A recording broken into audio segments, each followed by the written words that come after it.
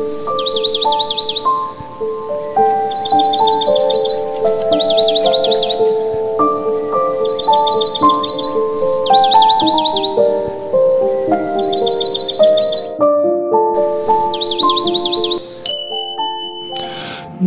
বন্ধুরা, আমি স্মৃতির সংসারে সবাইকে স্বাগতম।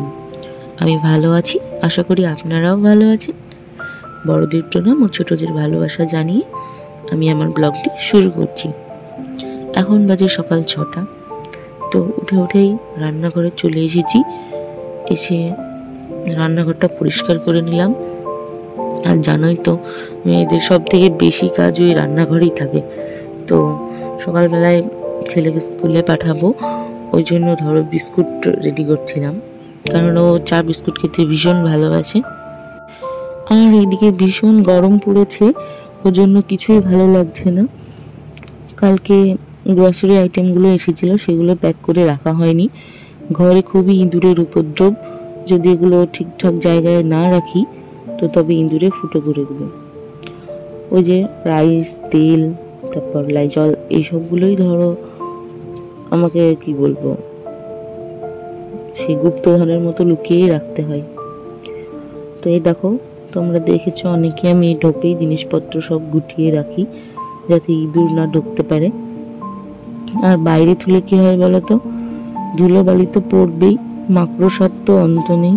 আর ইঁদুর তো মানে কি বলবো, ওটা তো না বলা অতিথি, যখন তখন চলে আসে, সে সব কিছু উদ্ধার করে দিয়ে চলে যাবে। তো এই জন্য এই যে সব কিছু ঠিকঠাক জায়গায় রেখে দিচ্ছি।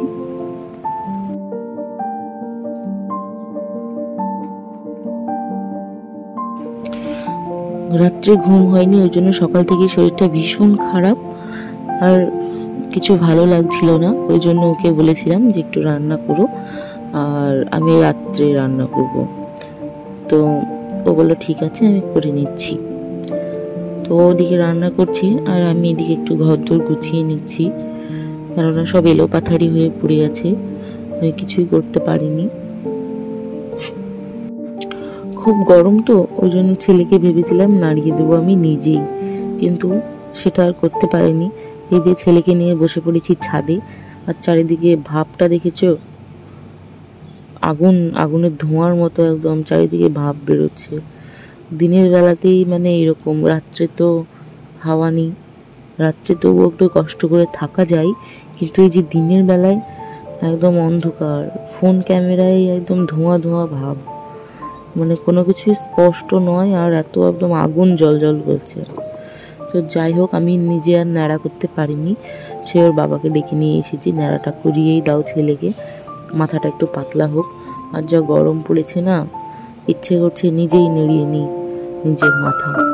তো এই দেখো, রান্না টান্না হয়ে গিয়েছে, তো এবার খাবো, খেয়ে দিয়ে একটু শুয়ে রেস্ট নেব, আবার তোমাদের সামনে আসবো সন্ধ্যাবেলা।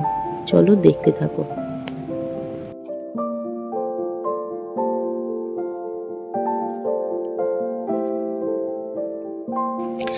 আমার ছেলের তাড়াতাড়ি ঘুম ভেঙে গিয়েছিল, দিয়ে বিকেলবেলায় উঠে এই যে শোকেসের জিনিসপত্র এলোপাথারি করে রেখে দিয়েছে, আর নিজের খেলনাগুলো আমার জায়গায় এনে রেখে দিয়েছে।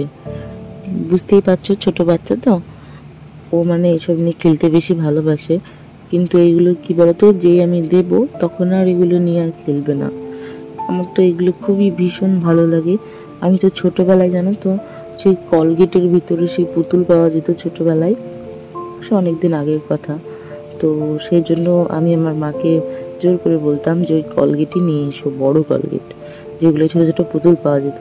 এখন তো কিন্ডার জয়ই পাওয়া যায়, আর বাচ্চারা ওইটাই নিতে বেশি ভালোবাসে। তো এই যে ছোটো ছোটো পুতুলগুলো দেখছো, এগুলো ওই কিন্ডার জয় থেকেই নেওয়া আর পাওয়া। আমার এগুলো এত ভালো লাগে যে আমি এগুলো শোকেসে গুছিয়েই রাখি সব সময়।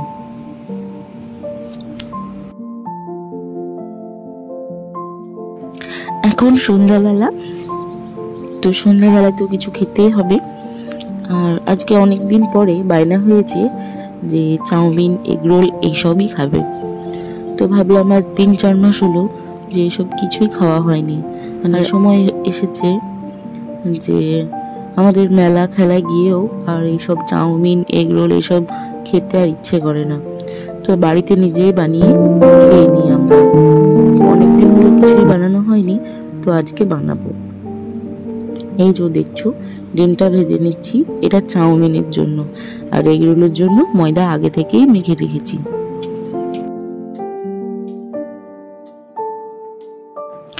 আজকে দুই হাতে দুই রকমের রান্না করতে গিয়ে আমি পুরো ক্লান্ত।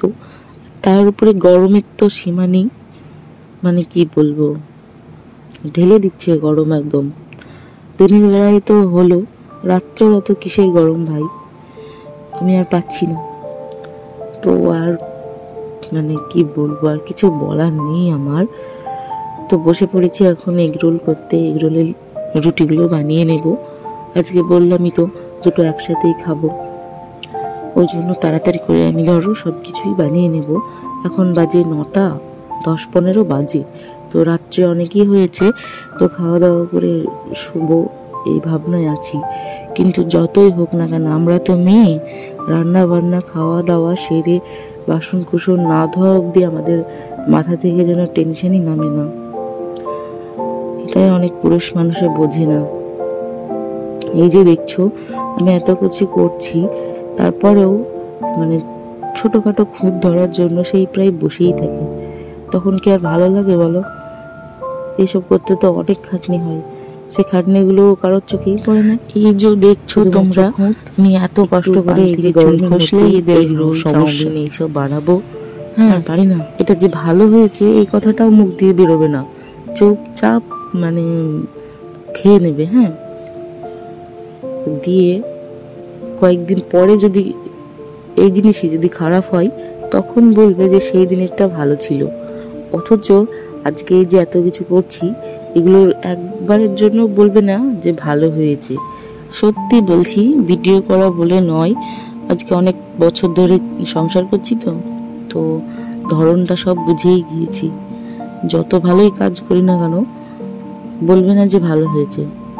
কিন্তু যদি ভুল হয় বা হয়তো ভালো হলো না, তখন কিন্তু ঠিকই জোরে জোরে বলবে, হ্যাঁ এটা ভালো হয়নি, ওটা ভালো করনি। তখন শুনতে কতটা খারাপ লাগে।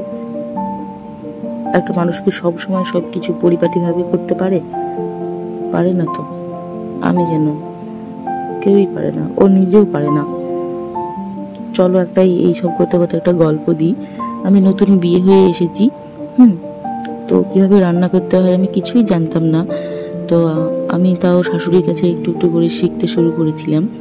তো তখন একদিন মুগের ডাল রান্না করতে আমাকে দেওয়া হয়েছিল। তো আমি মুগের ডালটাকে হালকা ভেজে তারপর ধরো জলে সেদ্ধ করতে দিতাম।